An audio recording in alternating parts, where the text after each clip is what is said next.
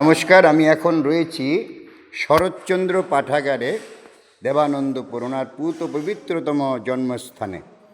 এই লাইব্রেরিয়ান যিনি আমাদের হাসদাবাবু, এই নামটা যেন কি? সুকুমার হাসদা। অত্যন্ত শিক্ষিত ছেলে, হ্যাঁ, ভারতের মূলবাসী সম্প্রদায়ের সর্বক্ষণ নজরের মধ্যে রাখে। এই যে দেবানন্দপুর, হয়তো আপনারা অনেকে আমাকে বলেছিলেন যে সবসময় খোলা পান না, কিন্তু এখন নিয়মিত খোলা থাকে, তাই তো? নিয়মিত খোলা থাকে। ছুটির দিনগুলো শুধু সরকারি ছুটির দিনগুলোতে বন্ধ থাকে। হ্যাঁ, ওনার হ্যাঁ মানে গভর্নমেন্ট ছুটি, যে অন্যান্য যে ছুটিগুলো হয় তাতে কি বন্ধ থাকে? এই যেমন কালকে বি.আর. আম্বেদকরের তো আমি পালন করব ওখানে, পয়লা বৈশাখ আছে, হ্যাঁ, মহাবীর জয়ন্তী ইত্যাদি, এগুলো মানে তখন বন্ধ থাকে। অর্থাৎ সরকারি ছুটির দিনে বন্ধ থাকে। না হলে সময়টা কখন, কটা থেকে কটা খোলা থাকে? 11টা থেকে 5টা পর্যন্ত, মানে সকাল 11টা থেকে 5টা পর্যন্ত এই লাইব্রেরি খোলা থাকে।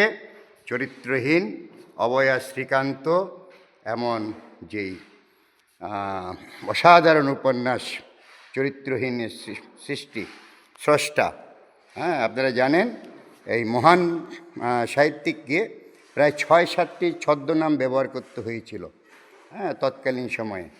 এই গতবার এই যে 17ই সেপ্টেম্বর এখানে অনুষ্ঠান হলো জন্মদিবস পালন, সেদিন এসেছিলেন সাহিত্যিক আবুল বাশার এবং উল্লাস মল্লিক। হ্যাঁ, আবুল বাশার যেই বক্তব্য তিনি রেখেছিলেন, কি বলবো, অসাধারণ। কথাটা না বলে বলবো যে অনেক, তার মধ্যে যে কত এই উপন্যাসগুলো লিখতে গিয়ে উনি মানে এই যে কেন তাকে ছদ্মনাম দিতে হয়েছিল, অনেক আমাদের নিন্দুকরা ছিলেন, তার বিরোধিতা করেছিলেন। তার মধ্যে এই অসাধারণ সঙ্গীত তিনি রচনা করেছিলেন। হ্যাঁ, আমাদের এই সুকুমার ভাই আমার লাইব্রেরিয়ান, অত্যন্ত মানে শিক্ষিত ছেলে এবং সব সময় নজরের মধ্যে রাখে। এখনও ওখানে আরও কয়েকজন এসছেন, তাদের সাথে আলোচনা করছেন। আপনারা অবশ্যই আসুন। শরৎচন্দ্র আগে বেশ কয়েকবার আমি এসেছি, অনেকেই অভিযোগ করেছিলেন যে সব সময় খোলা থাকে না।